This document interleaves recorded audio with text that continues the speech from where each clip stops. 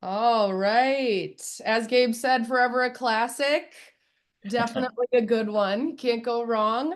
Hello there, everyone, and welcome to today's webinar, Building and Enhancing Your Site for Heavy Traffic. My name is Paige. I'm just here to be the eyes and the ears throughout the presentation. I'll be navigating and organizing any audience questions that might arise throughout the webinar. Before we kick it off today, I want to address just a few housekeeping items. First, a quick reminder that we are recording this webinar.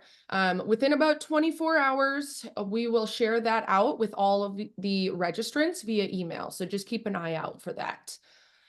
Secondly, the chat feature has been disabled for today's webinar.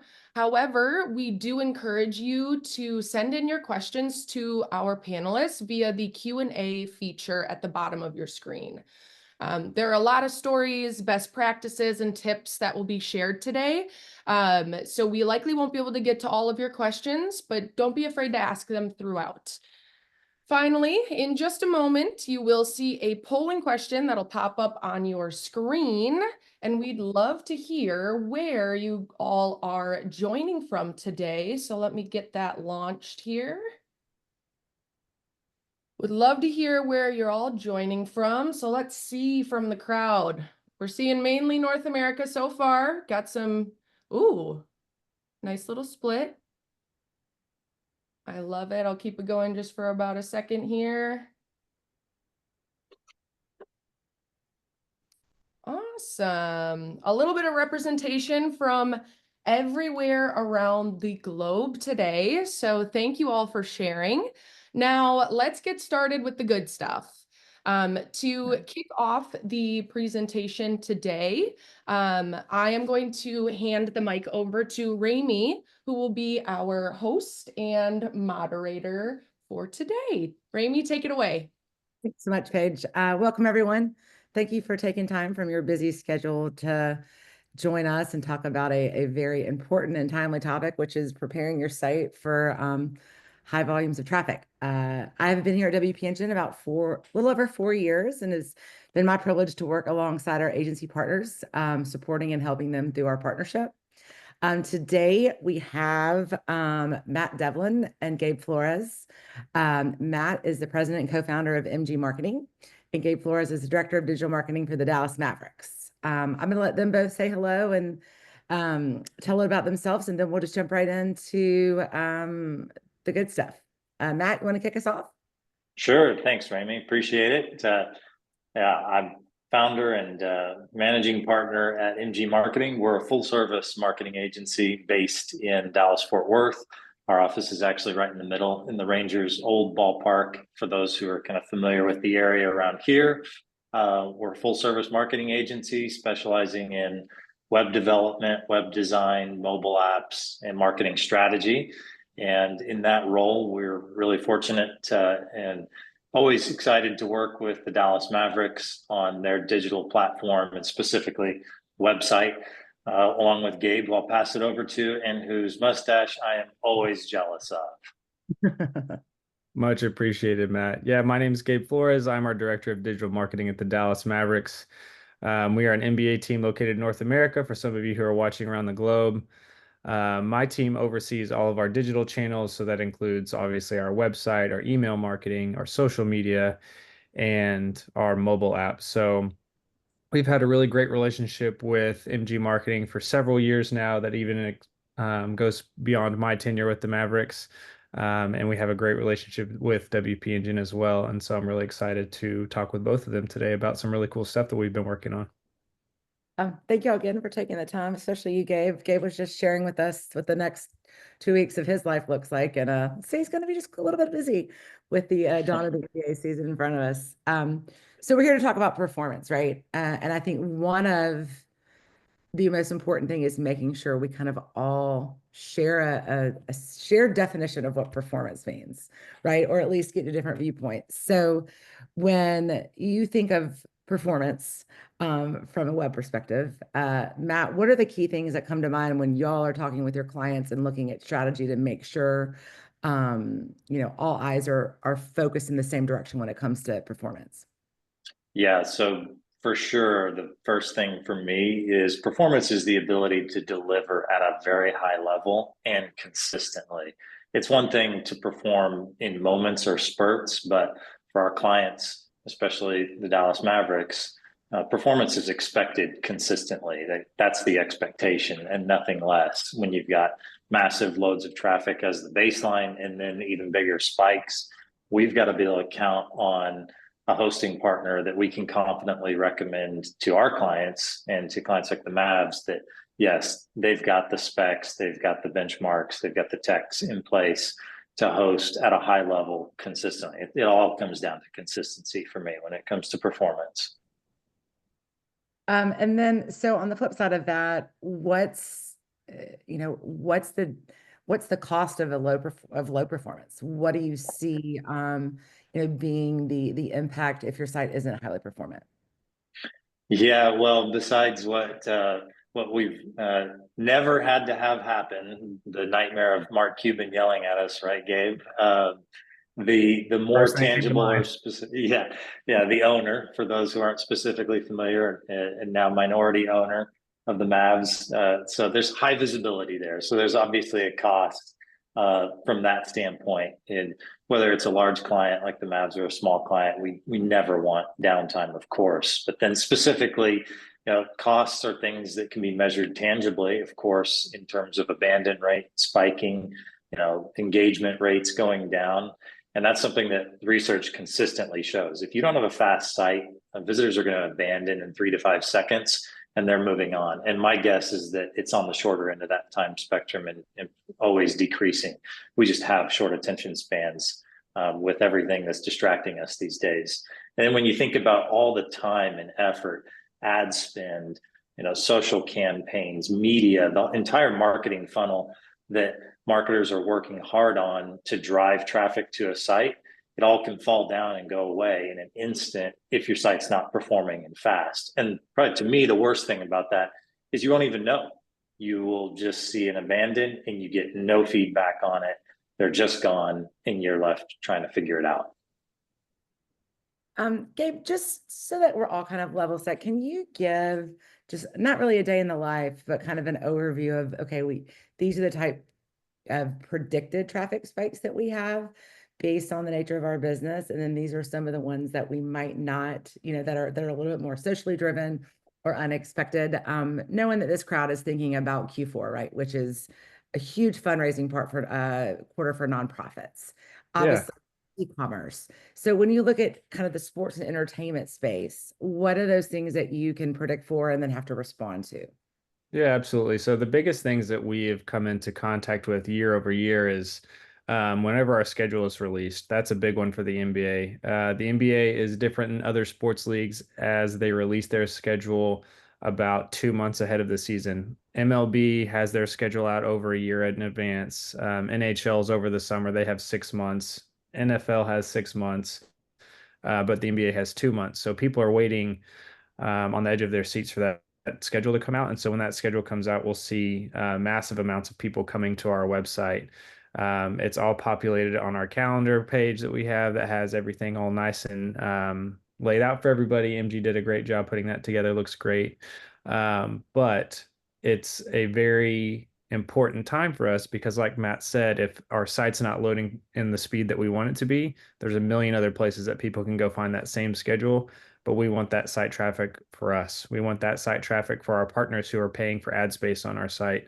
We want to keep people engaged in our fan ecosystem. So it's really important to have, especially around that tentpole moment, that we have a fast site that's delivering at the speed that we want it to.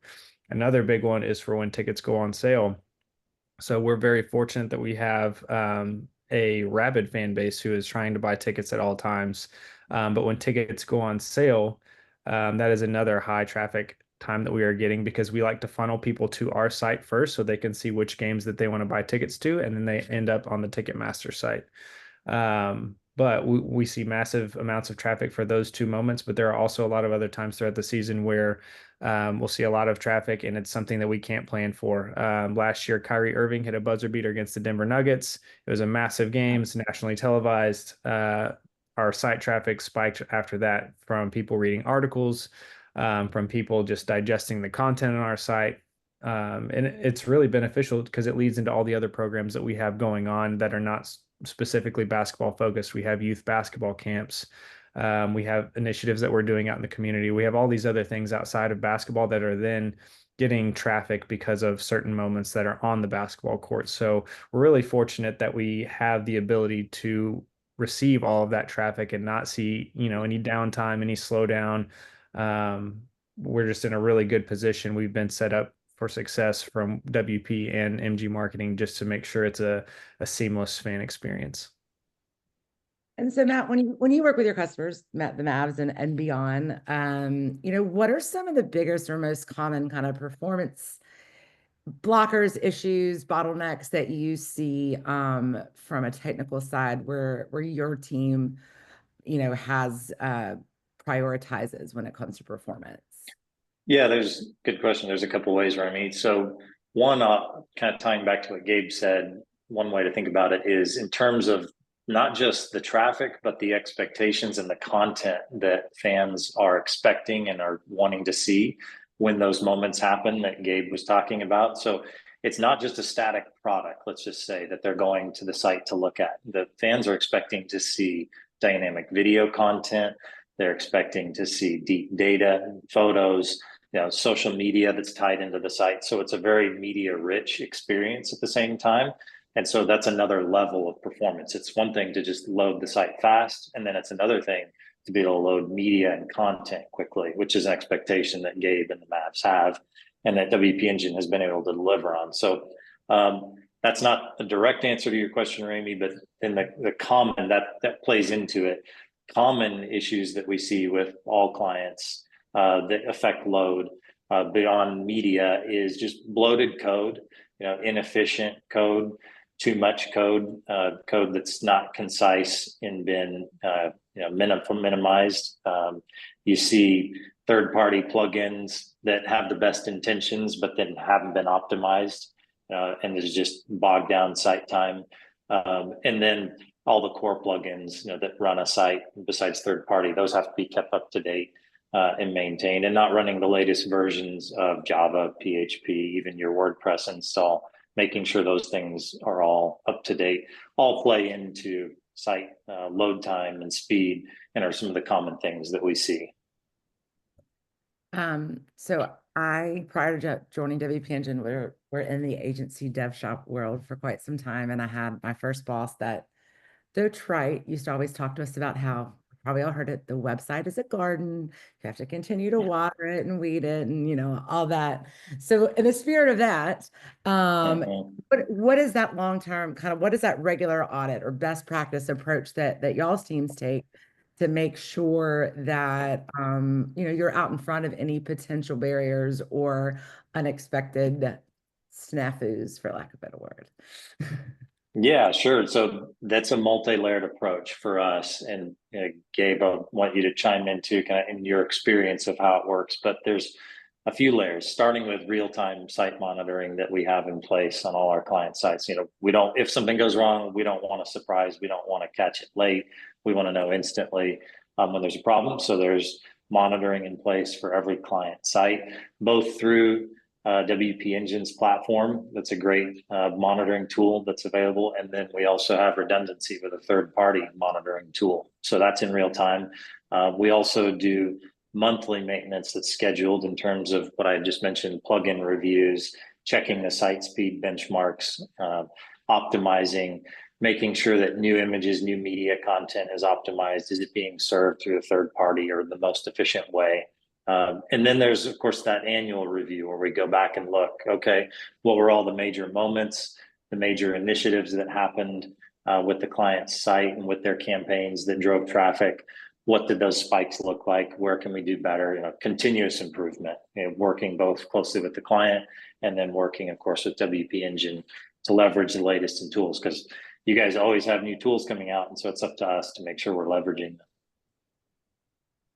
Yeah, absolutely. All the things that Matt said. And then internally, we have people on our team who are going through pages that we have built many moons ago, and making sure that that code is being updated and condensed, just like Matt said, that can be a big hindrance to load speed. So when we have bandwidth, it's a little bit more difficult for us, but we really rely on MG to help us out a lot here. But when we have bandwidth, typically over the summer and the off season, we go through and start looking at pages that we know that we're going to need next season, or that we know that we may not need next season, and figuring out what we can do to streamline the code, sunset those pages, just reduce the amount of content that's on our site, because we want it to be clean and condensed for our fans. Yeah, Gabe, I was just going to chime in there. That's a great point. And it's critical that the client has buy-in. And that's part of what has made this successful in working with Gabe and the Mavs, is that they understand the importance of site speed. And like Gabe mentioned, his internal team is working on it. And so it's a cohesive effort that we're all aligned in the right direction to make sure that speed, performance, ultimately the fan experience is optimized. Sounds like that garden analogy is alive and well. There you go, Amy. So when you think about real life, right? Real life examples, as I mentioned, I mean, we know Q4 is a critical quarter for most businesses.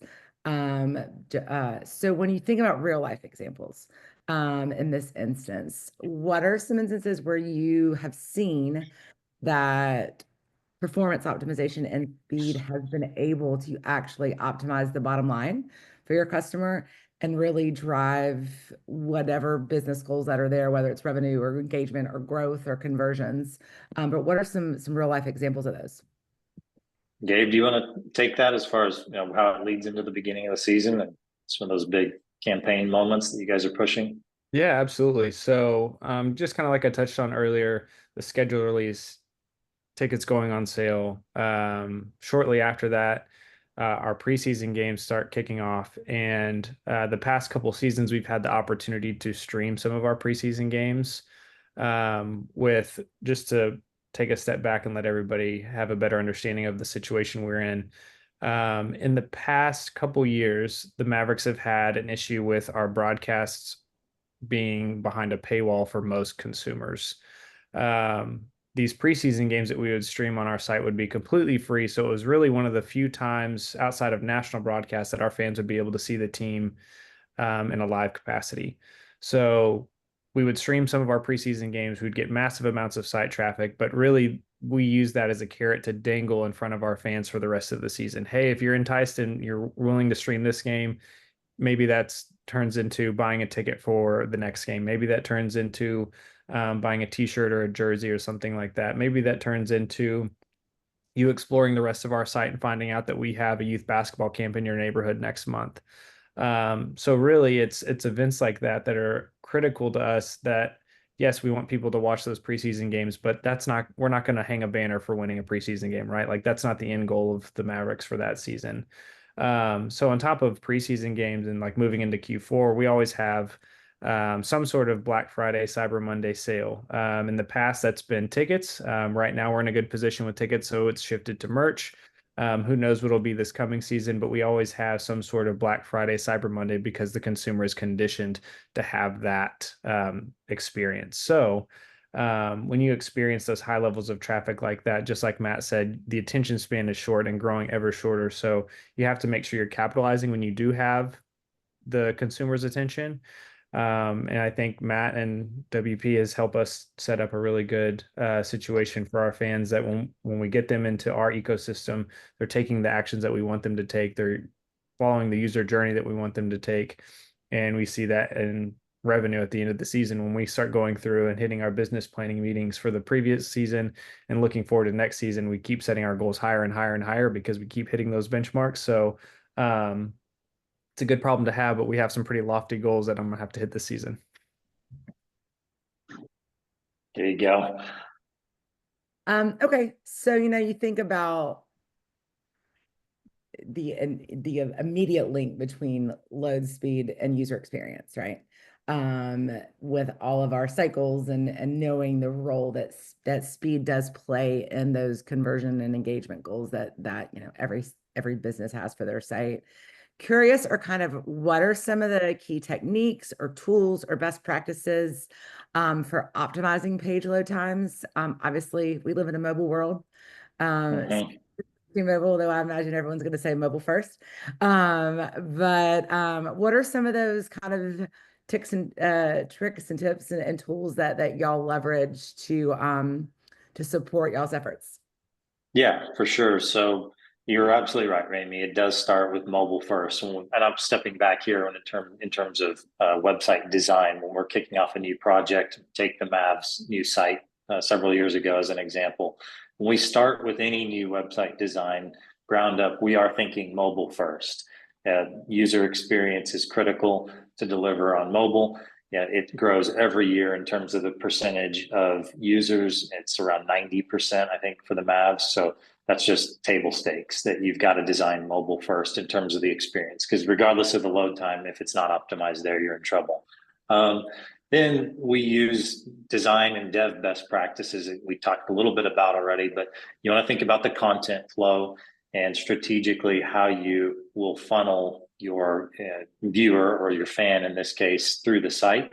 You also want to think about asynchronous loading or lazy loading because you don't need to load every piece of data or media into the site instantly. So it goes back to the user journey, the fan experience. What do they need to see first? What do they need to see second? What do they need to see third? So on. What are the key goals? And then you align that with asynchronous or lazy loading. Then we also want to look at benchmarking. So we always like to look at a client's existing Google Analytics data to see where were pain points, where were abandoned rates happening or abandoned points happening. What is the current load time on the old site that we're looking to redesign?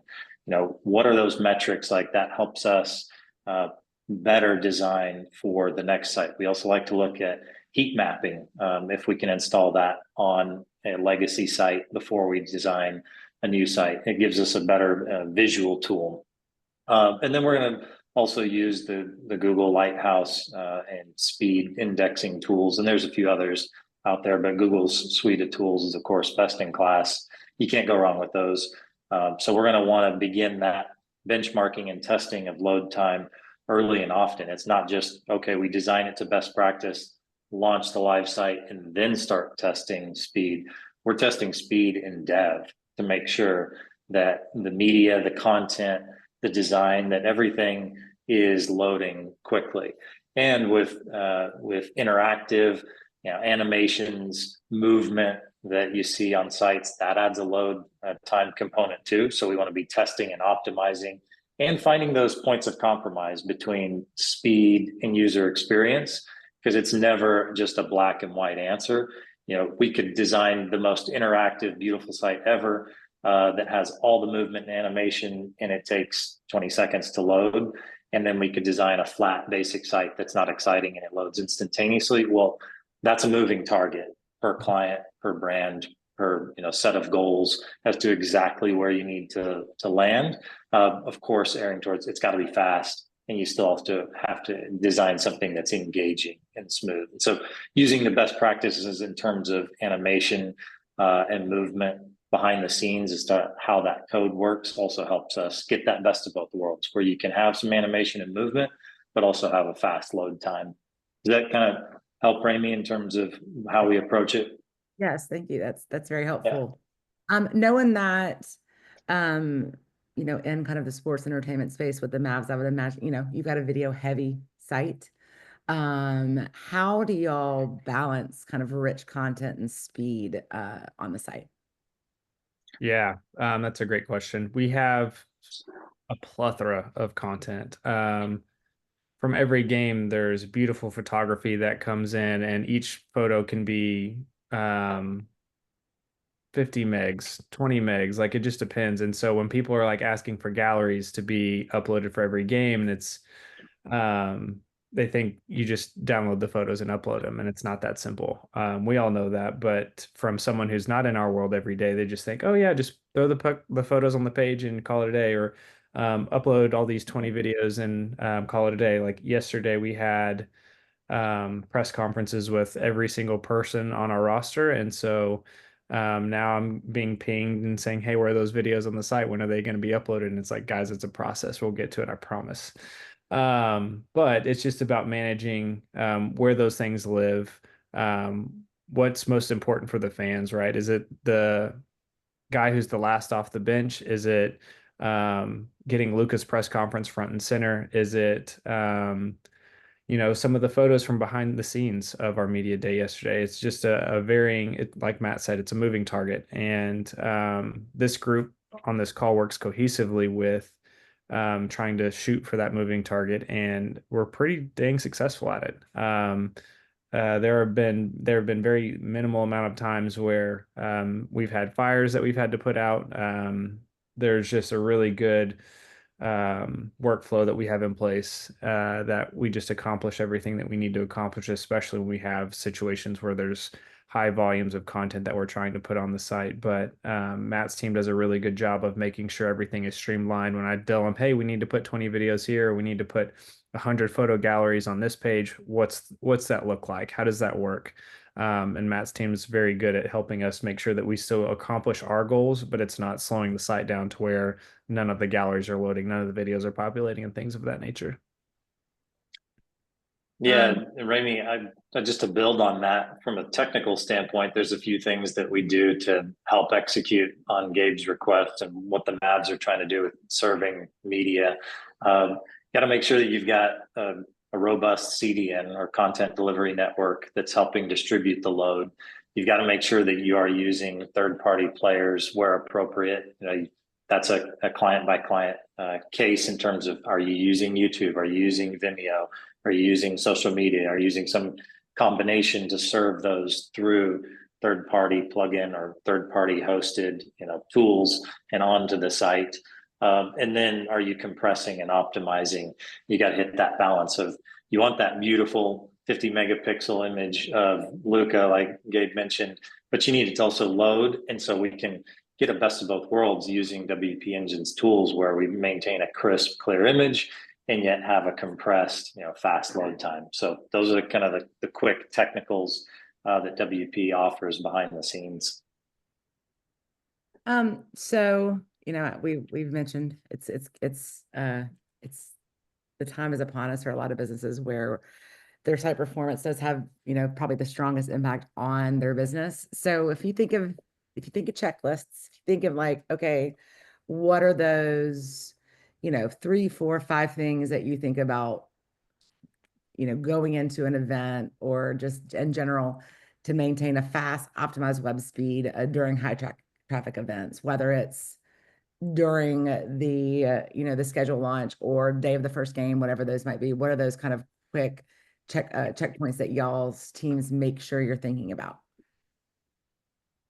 From a broad perspective, I'll say that it really does go back to mobile first, and it's as simple as scroll the site. Make sure that your site checks out on mobile, on both Chrome and Safari browsers, on iOS and on Android, and just make sure that that common sense test is passed. And are your conversions quickly firing? One little thing that we've run into with other clients when we take over an existing site is everything's fast and loads and the checkout happens and you get no confirmation.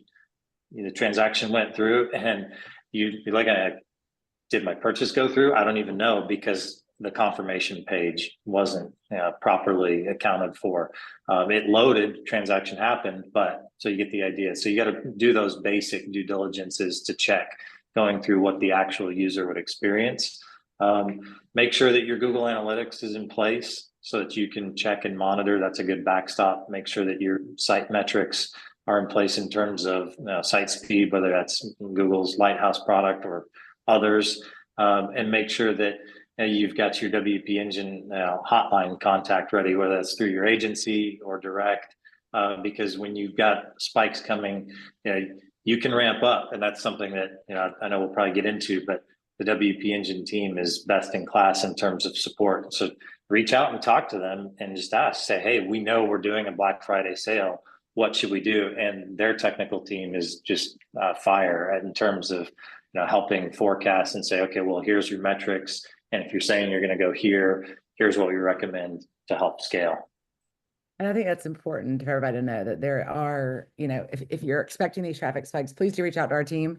There's, a lot of strategies and a lot of different ways we can support you to make sure, that we're all in a good place. Coming off that, I want to ask a quick question from the audience. How do you handle all the extra AI bot traffic at a very high traffic period? Yeah, Gabe, do you want to talk about that from the fan standpoint? I'll talk from the technical standpoint as well. Yeah, of course. So from a fan standpoint, we are pretty fortunate to where, like I said, we just have a lot of interest right now. The team's coming off a finals run. We have some of the most globally impactful superstars in the NBA on our team. So we just added a third. And so we don't expect site traffic to slow down anytime soon. There are a lot of ways that we try to make sure that the people that are on our site are actually getting where they need to go, and it's not just we're catering to bots or that we're looking at site traffic that is inaccurate, right? We do everything that we can to make sure on our internal team that we're just making sure that it's focusing on actual site traffic. We have security measures in place to make sure the different captures and stuff like that when people are filling out forms for contests or for opportunities that we have, that it's an actual user who's typing those fields in and stuff like that. But Matt's team really sets us up for success from the technical standpoint there as well. Yeah, so there's a few ways. One, WP Engine has, again, best-in-class security through a couple of tools that you need to make sure you're using. If you're watching this webinar, and again, just reach out to your account rep. From both, that covers your site from both the security standpoint and helps cut down on bot traffic. CAPTCHA forms, honeypots, are two technical ways that you can also draw in bots and remove them. A third way that this does not apply to the Mavs because they're a global brand, but something that does work for smaller local mom and pop shops or just small local businesses that we've used effectively is WP Engine's ability to literally turn off sites serving in other countries. You can very tightly geographically contain that. So where we have clients who are local to Dallas-Fort Worth only, service-based business, and they are never going to need traffic outside of the state of Texas, let alone internationally, we have their site completely turned off to the rest of the world, and that massively cuts down on bot traffic as a very specific action. I realize that can't work for some companies and global brands like the Mavs, but if you're a smaller organization, service-based or very local, strongly consider just turning your site off to the rest of the world. And think through that a little bit in terms of partners, vendor applications. There are a few contingencies to work through, but we've had a lot of success in terms of cutting down spam and bot activity for smaller clients where it's just the ideal fit. This is where I ask y'all to put on your wizard hat and look into the future. But you look at looking ahead, obviously we're all in the tech space. We know that it looks different today than it will tomorrow, and so on, right?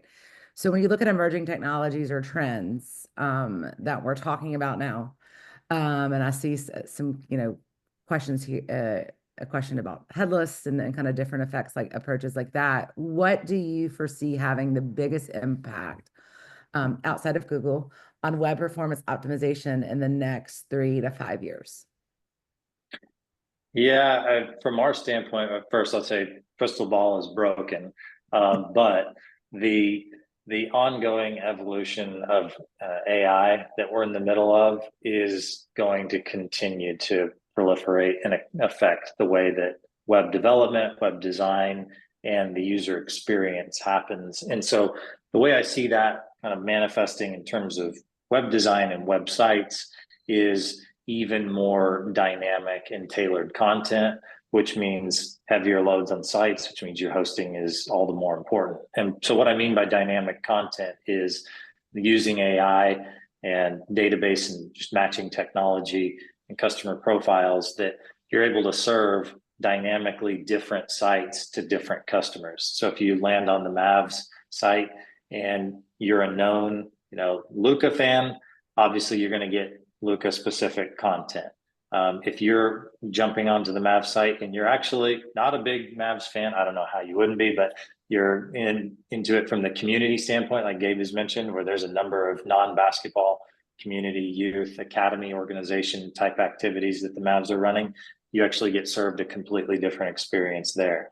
And if you're jumping on to the Mavs site from a casual fan standpoint, you get a other different blend where you're seeing more of the whole team perspective. And that applies to any business, whether you're B2B, B2C. The ability to serve dynamic content is coming. We're doing some of that already with clients to where you get a different experience. And so the site looks very different to user A versus user B versus user C. And so to do that, you've got to have a strong platform to deliver unique experiences. The upside is you get better conversion and better engagement if you can deliver a more tailored site. So that's kind of what I see in the big picture. Thank you for that. I think we've got some really good questions here from the audience. So thank you, audience, for submitting those. So I thought maybe we'll tackle a few of those before we wrap up, if that's cool with you too. Before we jump, is there anything else that you think that is important that we haven't mentioned, either about performance or about best practices, about kind of real life experiences y'all have seen on the Mav side, or is there, you think we've covered it for the most part? Ramey, I think I want to share an example about you and the team and MG from, I guess it was last year. I kind of touched on the broadcast situation that we had. And throughout the process of our broadcast being behind a paywall and being, in some instances, uncertain about if our games are going to be broadcast, our leadership came to me and Matt and said, hey, we need to be prepared to stream games if our games aren't going to be broadcast on television. And so in a very short time, we came to you guys and said, hey, we need to make this happen. This is the expected site traffic. What does that look like? And you guys immediately jumped into action. You built us a roadmap, said, hey, these are the key time points that we need to be hitting with all of these checklist items. And it was just an incredible experience from me as the client, being able to bring such a high ask and the team just jump on it immediately and make it happen. I remember trying to explain to leadership that this was not going to be an easy process and it was going to take weeks, could be months. And you guys made it happen so fast, and so fast, in fact, that I had to go back to leadership and be like, listen, they're miracle workers. Don't expect it to happen like this every time, but we got it done and we're ready. So I would be remiss if I didn't at least talk about my experience in situations like that. Matt, you can share your side of the story if you'd like, but to me, from a client side, it was just an incredible experience. I could not have asked for it to go better or more smooth. And then the worst part, it ended up being a fire drill. We didn't even get to implement what we set up. So spun it all back down very quickly as well. So just wanted to share my experience about that and that situation that we all were putting our fire helmets on and going through that little fire drill. Well, thank you. Yeah, I would echo what Gabe said. From our standpoint as a marketing agency, just having that critical support that we could count on and relay to the client and to Gabe and the Mavs in this case. The team was responsive and ready as we navigated through that situation. So don't hesitate to reach out to your account team. They do good work. They're good people based here in Texas and over in Ireland. So the support's phenomenal. And then one nugget I'd add, maybe we'll get to this into the Q&A part, but don't hesitate to use that quick rollback feature that WP Engine offers. We have the dev site, we have the staging site. Things happen though, and that rollback feature has saved us a time or two where something just happened. Everything's moving fast. Content is dynamic, directions are dynamic. It's a big team that's working scattered or remote and hybrid. And so things happen, and we have used that a number of times to just instantly solve a problem and roll back. Well, thank you too. All right, let's just jump right in because we have some really good questions here. I think this one's really interesting. I'm excited about this one. So, a lot of times we might just think about performance when it comes to building, right? Writing code, actually the engineering portion of the process. But the design phase has an equal effect, right? On the performance. As you mentioned, Matt, earlier, you could have the most beautiful, interactive, sexiest site in the world, but if it takes 3 minutes to load, where's the return of investment on there? What's the total cost of ownership on that decision? So when you think about that in the design phase, how does performance taken into consideration there? If you've got someone that's the design might be photo heavy or just not actually designed, though beautiful, in a way that is as performant as it can be. How do you kind of keep yourself in check there and balance those two things? Yeah, so from our standpoint, I would say that's where it's important to be working with a web designer versus a graphic designer. They are different skill sets. You could be an amazing artist and create the most beautiful, unique mural, canvas, artwork, what have you. But if you don't understand some of the fundamental tenets of web design and how to design in terms of pixels and orientation, from everything from the device that you hold in your hand to an iPad or tablet, up to a laptop and beyond, to 4 and 8K screens. If you don't understand those basic principles and where your margin's going to be, and where cutoffs are going to happen, where safe areas, you can end up designing something that's beautiful, and then most of it gets cut off because you didn't really account for the way that responsive design scales.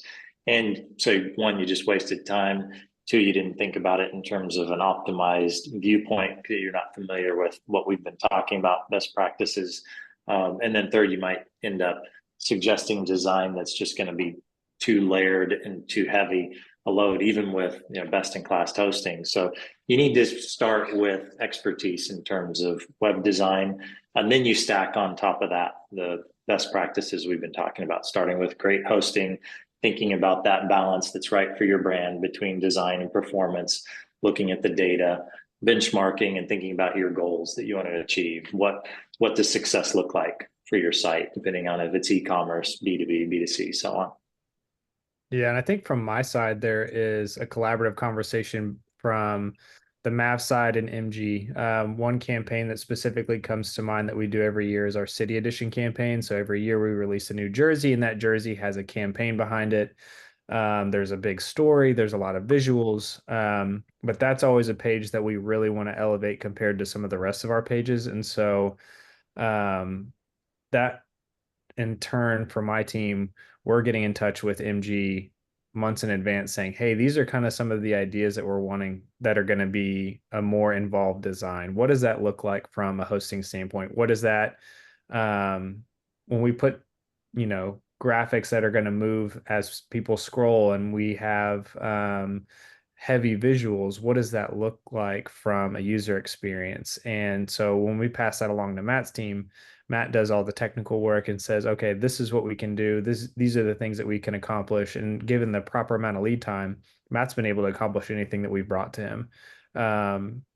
Even when we don't have the exact vision of what we're looking for, Matt's team is able to say, okay, I think I understand what you're saying. Let me give you some examples. And then they go ahead and make that happen. So really, from a client standpoint, it's just about getting ahead of like when you want to build out something that's a little bit more involved, a little bit more artsy, a little bit more aesthetic, because they'll make it happen. Keeping on kind of the theme of design, this is another question from our audience.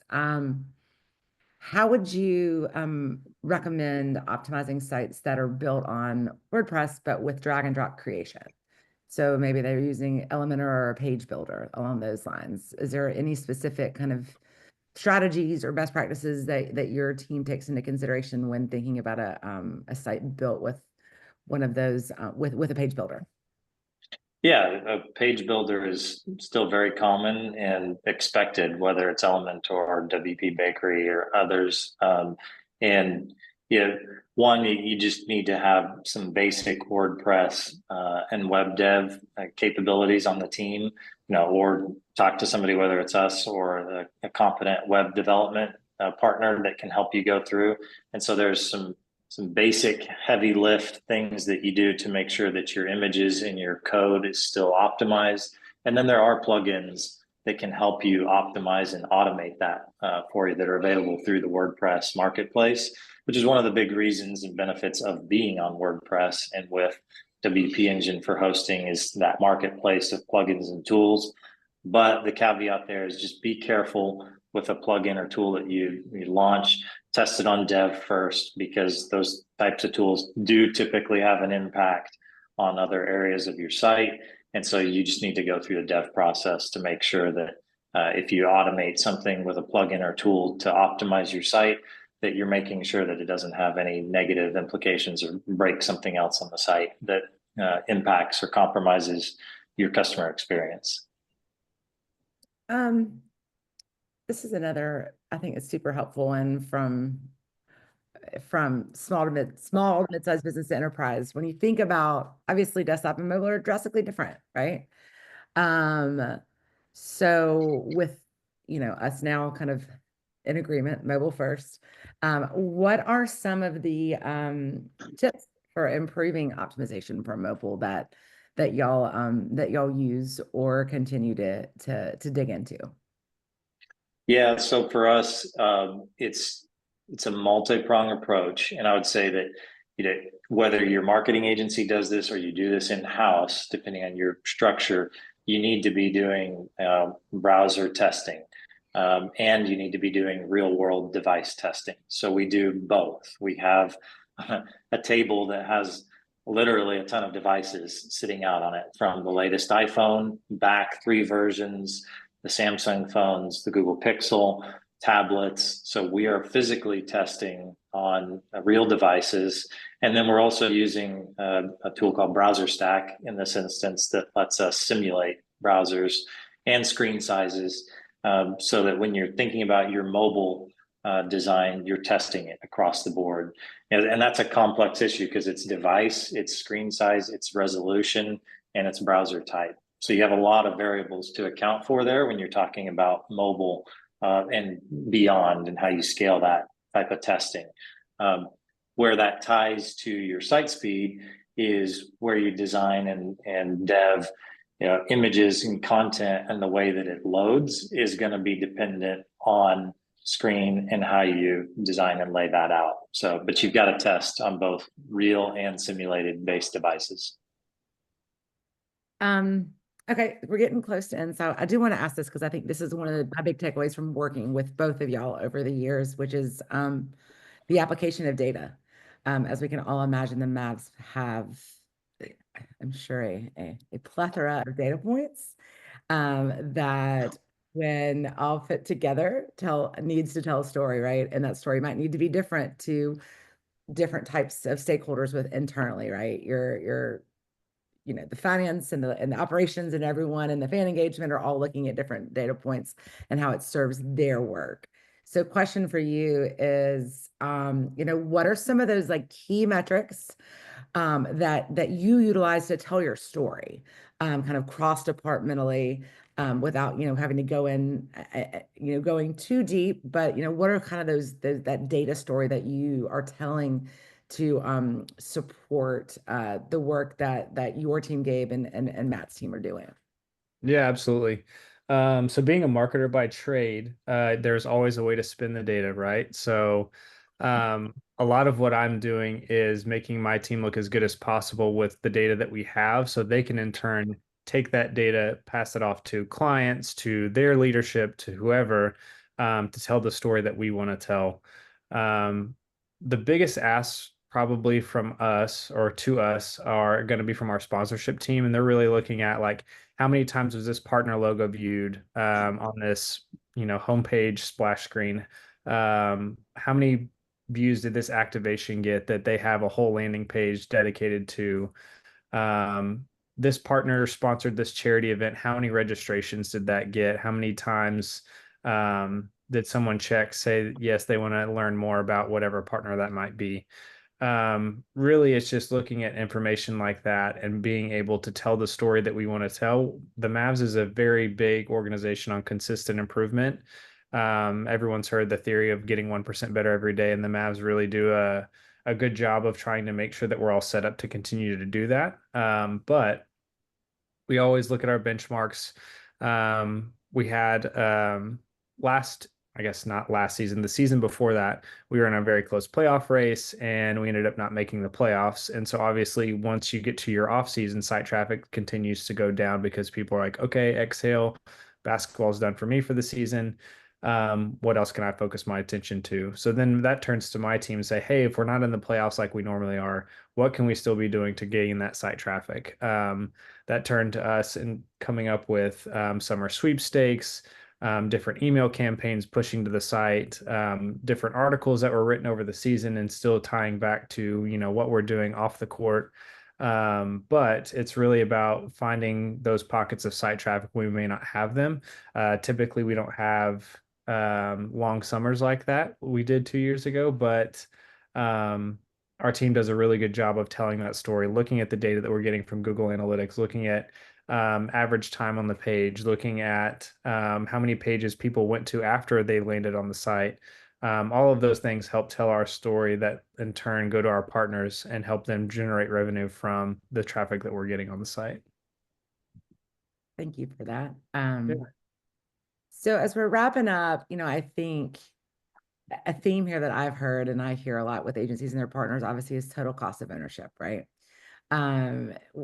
It is such a key factor in supporting ongoing efforts and iterations and budgets and all the things. So, when you look at the total cost of ownership of your kind of digital online presence, where are the things that the strategies and best practices that from Matt, your side, and Gabe's side, that y'all really protect and prioritize to make sure that return on investment is there? You want to tackle that first, Gabe? Or you want me to talk from my side?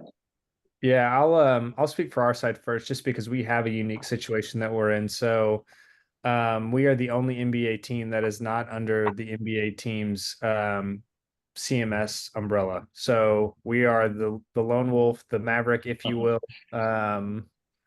in that space. So really that stems from ownership wanting to have complete control over our assets. We don't have to rely on anyone else's approval. We don't have to rely on anyone else's team to make changes, revisions, updates, new projects. Matt's team is the one that we go to when we say, hey, we have a big project. We want to overhaul this. What does that timeline look like? How can we make that happen? Having that freedom and flexibility outside of the league's umbrella is really beneficial for us and really important for us because we can do things in a moment's notice. I've been on calls with Matt and his team at any hour of the day, night, weekends, you name it, birthdays, holidays. Matt's team has always been there for us in whatever capacity we need them. And I know that if they needed something from us, they could call us at any point, and I'm going to be there for them as well. That's just the relationship that we've built. But really just to have that freedom and flexibility to be able to go to Matt's team and say, hey, we need to do something quickly. We're not losing out on that lost revenue from potentially going back to a client and saying, hey, it's going to take a couple weeks, it's going to take a month, whatever that may look like. Matt's team really makes up that gap in time and additional revenue for us and our partners, from our partners. Yeah, thanks, Gabe. I'd say to build on that, we're able to do that in large part because of the partnership with WP Engine, knowing that we've got a very strong backbone of hosting and performance that lets us operate and do what we do with design and dev fast for Gabe and for the Mavs. Excuse me. And when I translate that to just beyond the Mavs and total cost of ownership for a website and hosting, I compare what we've been talking about with the Mavs and the value that they see in hosting their own site compared to another client that we have that does host their own site. And it's honestly a black box, even with us being well-versed in their hosting and their platform. When something goes wrong, which it happens more often, it's a constant ramp up. Okay, how does that system work? Reminding ourselves it's never as robust. There's not redundancies in place the same way. You don't have built-in support. So it's kind of like it works, and it's completely on us to just figure out our way through the forest and solve it. And we get things fixed, but there's downtime that happens. And then we're talking about periods of 20 and 30 minutes, frankly, of troubleshooting to get a site back up in that case versus it doesn't happen. And when there is something that's off, it's instant fix. How you quantify that total cost of ownership is going to be case by case, of course, client by client, but you could put a total, return of investment based on a total lifetime value of your customer. And then you back into that, just doing the math based on your site traffic, what that value is to you, to figure out, the case study. But to me, it's a no-brainer, especially with the price points and the options that WP Engine offers. You should be hosting your own site. That's why the Mavs, and going back years and years ago, Mark Cuban saw that as the way to go, to own the fan experience, own the engagement, and own the opportunity for monetization, experience, engagement, all those things. And WP Engine lets them do that. Thank you two so much. This has been so informative. I know for me, I've got all sorts of thoughts swirling around. I think what's been nice about this is that it's applicable for a global brand like the Mavs to, a smaller SMB business. So I really appreciate y'all's transparency and generosity with your time and with your expertise. We've received a lot of questions and we thank you so much. We will follow up directly to those questions with answers. But if you have any others that pop up, please feel free to reach out. It's just events@wpengine.com, and we'll make sure we get you the answers and the resources you need. There will be, as Paige mentioned, a recording of this shared in about 24 hours. So look for that in your inbox. Again, thank you for spending this hour with us. As we all kind of move into Q4 together. Best of luck, everybody. And hope everyone has a great rest of the day. Really appreciate your time. And thanks, Matt and Gabe. Thanks, Ramey. Yeah. Appreciate it. Thank you, Ramey. Good to see you, Gabe. See y'all. Thanks.